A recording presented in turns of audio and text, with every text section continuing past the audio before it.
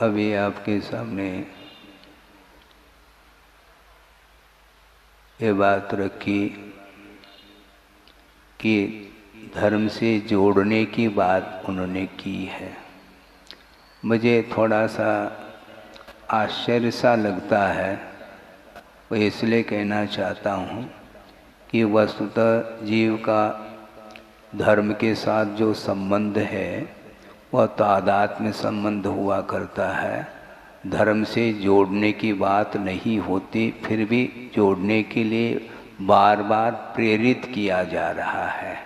हाँ, आप लोग प्रेरित नहीं हो पा रहे हैं, फिर भी प्रेरणा दी जा रही है।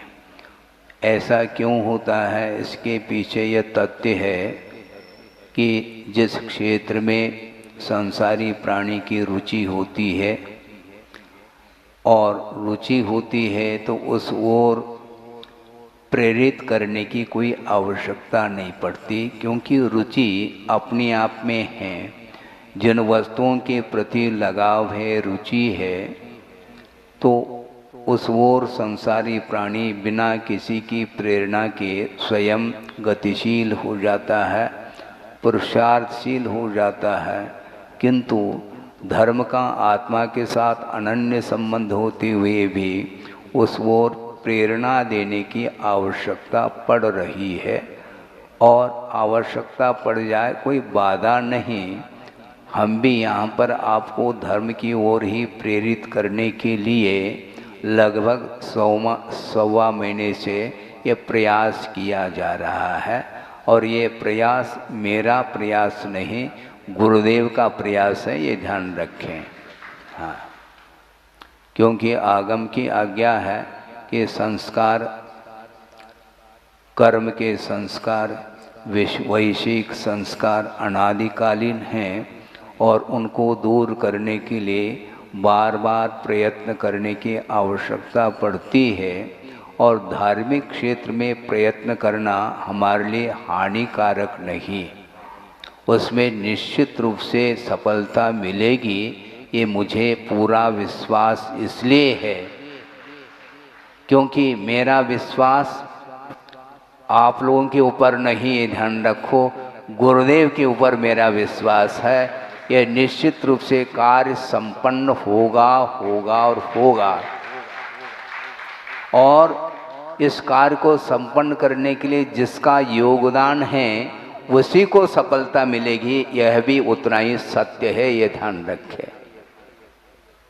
बिल्कुल ठीक है, सुनने के लिए सब लोग बैठे हैं, किंतु सब लोग धर्म को ग्रहण करें ये अनिवार्य नहीं है, क्योंकि जिसकी रुचि होती है वही ग्रहण करने का निरंतर पुरुषार्थ करता है और करना चाहिए। इतना ही कहना चाहता हूँ, क्योंकि ब्रह्मचर्य जी ने आपको काफ़ी मात्रा में डोज दिया है। अब ज़्यादा डोज देंगे तो कहीं रिएक्शन न हो जाए, साइड इफ़ेक्ट न हो जाए, हमें ध्यान रखना पड़ता है। इसलिए हम आगे बढ़ना चाहते हैं। यहाँ पर आप्त का स्वरूप क्या है ये बताया गया है आचार्य समंतभद्र स्वामी ने कि 18 दोषों से रहित हुआ करता है। और 18 दोषों से रहित होना ये खेल नहीं है। ये खेल खेल में यदि हो जाता है तो अभी तक हम शुद्धालय में पहुंच चुके होते हैं, किंतु दोषों से मुक्त होना बहुत अत्यंत कठिन कार्य है। असंभव तो नहीं है, किंतु यह कष्ट साध्य है, ऐसा कहा गया है। और आप लोगों को कष्ट हो ही रहा है। धर्म की आराधना करने के लिए कष्ट महसूस नहीं होना चाहिए। बार बार प्रयत्न करने के उपरांत भी वह यदि हम लक्ष्य तक नहीं पहुंच पाते हैं तो इसमें भगवान का अथवा देवशास्त्र गुरु का कोई दोष नहीं, क्योंकि वो दोषों से मुक्त हो चुके हैं। किंतु दोष हमारे भीतर हैं, उनको दूर करने का प्रयास करना चाहिए। किंतु दोषों को वही दूर करने का प्रयत्न भी कर सकता है जैसे दोष के रूप में जानने में आ रहे हैं। तो यदि दोष भी गुण के रूप में जानने में आ रहे मान लो, तो कभी भी वह दोषों से मुक्त नहीं हो सकता। यह सिद्धांत है। इसलिए परसों के दिन हमने एक पंक्ति पढ़ी थी आगम में, जो पढ़ने को मिली है, और प्रतिदिन प्रतिक्रमण आदि पाठ में वह पंक्ति आती है, जतमद हर्षद वेशा। क्योंकि जिनेंद्र भगवान दोषों से रहित हैं, तो उन्होंने मद को भी जीत लिया है। हाँ, ये महाराज आप जीतने की क्यों बात करते हैं, जबकि आचार्य ने कहा हार जीत की चर्चा नहीं करनी चाहिए, और आप यहाँ पर बैठ कर के जीत की बात कर रहे हैं आप। हाँ, बिल्कुल कर रहा हूँ, क्योंकि हमें दूसरों से नहीं जीतना, दूसरे किसी व्यक्ति विशेष के साथ हमें संघर्ष नहीं करना, क्योंकि युद्ध में प्रवेश करता है, क्योंकि जहाँ से आक्रमण होता है उसको परास्त करने की दृष्टि से राजा भी अपने सेना के साथ युद्ध में प्रवेश करता है, अथवा राजा भले ही न करें, किंतु राजा की आज्ञा के अनुरूप सेना युद्ध स्थल पर पहुंच जाती हैं, और जो विपक्ष सेना है उसके साथ वह युद्ध करना प्रारंभ करती है।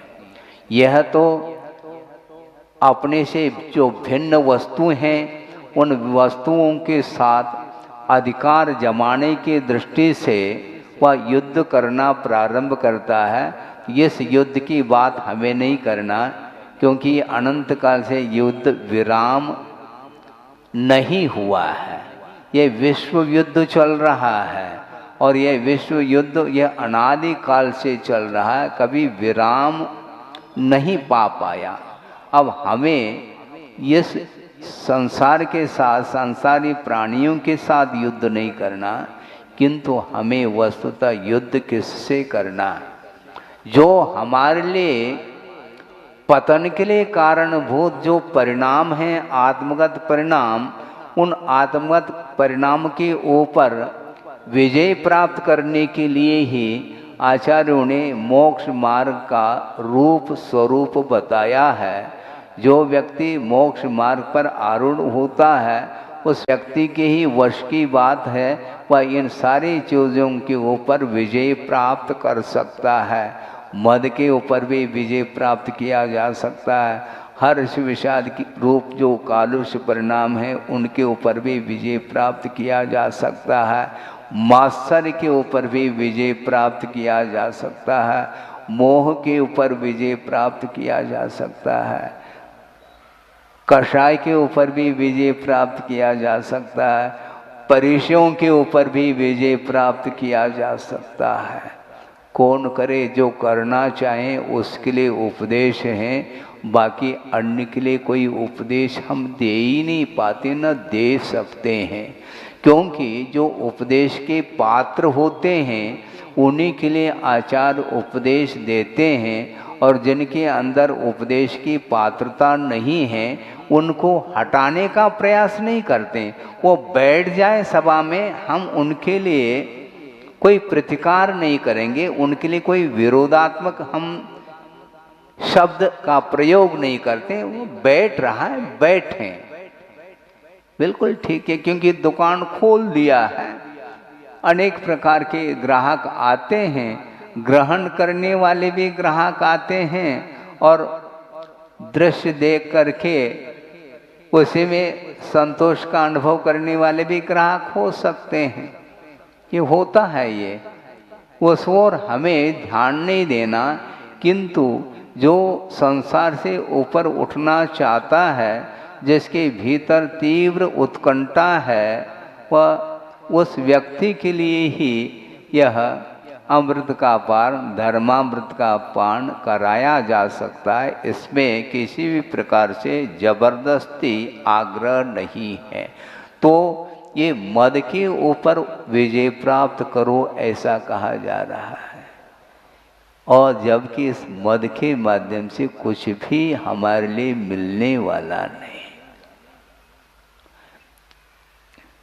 जो साधन मोक्ष मार्ग के लिए या मोक्ष मार्ग के क्षेत्र में साधन के रूप में स्वीकार किया है, उन्हीं साधनों को लेकर के संसारी प्राणी मद करता है। इससे और कौन सी विडंबना वाली बात हो सकती है? ज्ञान के द्वारा आत्मा का विकास होता है, चारित्र के द्वारा आत्मा का विकास होता है, तप के द्वारा आत्मा का विकास होता है, रत्नत्रय के द्वारा आत्मा के विकास के लिए कारण है और विकास होता है। और इन्हीं साधनों को लेकर के संसारी प्राणी अहंकार का अनुभव करता है। इससे और कौन सी विडंबना हो सकती है? वर्तमान में इस पंचम काल में कषाय का क्षय नहीं हो सकता। किसी भी प्रकृति का क्षय संभव नहीं है। हाँ, उपशम संभव है, क्षयोपशम संभव है, किंतु किसी भी प्रकृति का क्षय वर्तमान में संभव नहीं है। तो महाराज आप कह रहे हैं कि हर्ष और विषाद के ऊपर विजय प्राप्त करो। हम कैसे विजय प्राप्त करेंगे?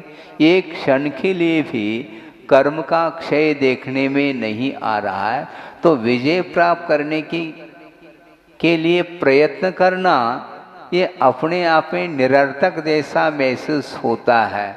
तो आचार्यों का ये कहना है कि वर्तमान में यद्यपि कर्म का एक भी कर्म का क्षय नहीं हो सकता, किंतु जो उदयागत कर्म हैं, उन कर्मों के उदय के कारण जो संक्लेश आदि परिणाम हो रहे हैं, तीव्र जो क्रोध मान माया लोभ के उदय में जो तीव्र परिणाम उत्पन्न हो रहे हैं, उन परिणामों के ऊपर विजय प्राप्त करने के लिए यहाँ पर उपदेश दिया जा रहा है।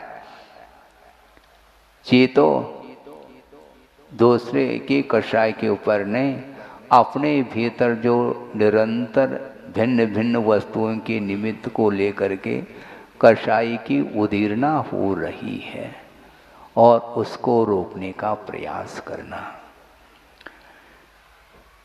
कषाय उदय को प्राप्त होता है, उदय को प्राप्त होता है तो उसका प्रभाव उपयोग के ऊपर निश्चित रूप से पड़ता है, किंतु पड़ते हुए भी कषाय करे यह अनिवार्य नहीं है। कषाय का करना और कषाय का होना बड़ा अंतर है इसमें। कषाय का करना और कषाय का होना, यानी उदय आया है तो उसका प्रभाव आत्मा के ऊपर पड़ रहा है, वह कषाय हो रही है, किंतु उसमें किसी भी प्रकार से हमारा कोई प्रयत्न नहीं है। अबुद्धि पूर्वक कषाय का होना उसको रोका नहीं जा सकता, किंतु बुद्धि पूर्वक संक्लेश परिणाम के साथ एक दूसरे के ऊपर जो प्रहार करने का भाव है, इस प्रकार का कषाय हमारे लिए हानिकारक है, ये कहा गया। और वह कषाय भयंकर रूप ले लेता है। तो क्यों ले रहा है? ये अज्ञान के कारण ही इस प्रकार के संसारी प्राणी की दशा हो रही है। जब तक कषाय का यथार्थ ग्रहण होता रहेगा तो कभी भी अज्ञान भाव टिक नहीं सकता। क्या कहा हमने? क्या कहा? जब तक पदार्थ का यथार्थ ग्रहण नहीं होता तब तक अज्ञान भाव का सद्भाव रहेगा, और यथार्थ वस्तु तत्व का ग्रहण जिस समय होता है उस समय मोह टिक नहीं सकता। यह सिद्धांत है, क्योंकि अयथार्थ ग्रहण करने का अर्थ ये मोह का चिन्ह कहा है। मोह की क्या पहचान है महाराज? मोह की क्या पहचान है? अपने आत्मा की पहचान कर लो तो मोह की पहचान अपने आप हो जाएगा, क्योंकि जो आत्मा को जान रहा है वह कभी भी पर वस्तु के साथ मोह नहीं कर सकता, यह सिद्धांत है। इसलिए जो भी व्यक्ति संसारी प्राणी पर वस्तु के साथ मोहित हो रहा है, वह निश्चित रूप से उसके लिए यथार्थ वस्तु का ग्रहण करना संभव नहीं, वह कर ही नहीं सकता। और यथार्थ वस्तु तत्व का ग्रहण जिस समय होता है, वो समय हर्ष का अभाव हो चुका होता है। वही व्यक्ति हर्ष के ऊपर और द्वेष के ऊपर, राग और द्वेष के ऊपर विजय प्राप्त वही करता है जिस व्यक्ति की दृष्टि में वस्तु यथार्थ रूप से ग्रहित हो रही है। जैसा वस्तु है वैसा ग्रहण करने का प्रयास कभी किया है? यदि कर रहे हैं तो आपको एक समय के लिए भी हर्ष का अनुभव नहीं होगा, न विषाद का अनुभव हो रहा है। और हर्ष और विषाद का अभाव हो गया तो इच्छा के ऊपर नियंत्रण हो गया। उसके लिए अब संज्ञाएं सता नहीं सकती। आहार संज्ञा, भय संज्ञा, वासना रूप संज्ञा और परिग्रह संज्ञा। मूर्छा का भाव जिसके अंदर है, उसके अंदर वस्तु का यथार्थ ग्रहण संभव नहीं, उसके लिए त्रिकाल असंभव है। आप शांत बैठे ऐसा लग रहा है, किंतु पर वस्तु के प्रति आपका मूर्छा भाव है, तो आप वस्तु का यथार्थ ग्रहण नहीं कर रहे हैं। यह सिद्धांत कह रहा है, मैं नहीं कह रहा हूँ। महाराज ये कैसा संभव है हमारे लिए, आपके लिए कैसा संभव है, ये बाद में बताया जाएगा। किंतु वस्तु तत्व का स्वरूप यही है। एक क्षण के लिए भी आप प्रयास करिए, हमारा उपयोग का परिणमन किस रूप में हो रहा है। आप हल्कापन का अनुभव कब करेंगे? जब मूर्छा का अभाव होगा। ये तय है, आप कहो अथवा न कहो, आपका उपयोग शांत रहेगा तो उस समय मूर्छा का टोटल अभाव देखने में आएगा। यद्यपि कषाय का अभाव नहीं हुआ, कषाय का क्षय नहीं हुआ, इसके बावजूद भी आप शांति का यदि अनुभव कर रहे हैं, उस समय बुद्धि पूर्वक मूर्छा का अभाव हो चुका है। बुद्धि पूर्वक ग्रहण का भाव नहीं है। बहुत कठिन है। बार बार प्रयास करो, बार बार प्रयास करो, ये कहा जा रहा है। और गुरु श्रवण के लिए बार बार प्रेरित कर रहे हैं, लेकिन फिर भी उस ओर दृष्टि नहीं जाती है, तो जीवन यूं चला जाता है, उसमें कोई लाभ नहीं हो पाता।